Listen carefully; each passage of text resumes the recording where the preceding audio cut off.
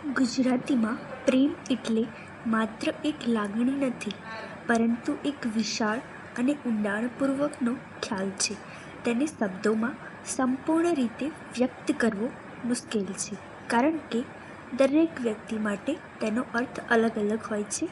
પ્રેમના કેટલાક પાસાઓ છે: સ્નેહ, હેત અને લાગણી.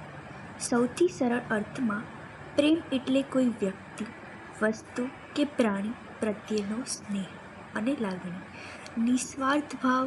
સાચો પ્રેમ નિસ્વાર્થ હોય છે, જેમાં બદલામાં કંઈ પણ મેળવવાની અપેક્ષા રાખવામાં આવતી નથી.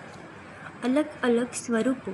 પ્રેમ જુદા જુદા સ્વરૂપે જોવા મળે છે, જેમ કે માતા-પિતાનો પ્રેમ કંઈ પણ અપેક્ષા વગર બાળકને આપવામાં આવતો પ્રેમ હોય છે. ભાઈ-બહેનનો પ્રેમ એકબીજાની મુશ્કેલીઓ સમજાવી અને ટેકો આપવાની લાગણી.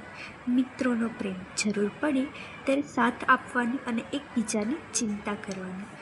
રોમેન્ટિક પ્રેમ બે વ્યક્તિઓ વચ્ચે ઊંડો અને અતૂટ સંબંધ. કવિ તુષાર શુક્લાની એક પંક્તિ આ વાતને સુંદર રીતે સમજાવે છે: દરિયાના મોજા કાંઈ રેતીને પૂછે, તને ભીંજાવું ગમશે કે કેમ? એમ પૂછીને થાય નહીં પ્રેમ. આ પંક્તિ દર્શાવે છે કે પ્રેમની કોઈથી પરવાનગીથી થતો નથી. તે એક સ્વાભાવિક અને સહજ અનુભવ છે.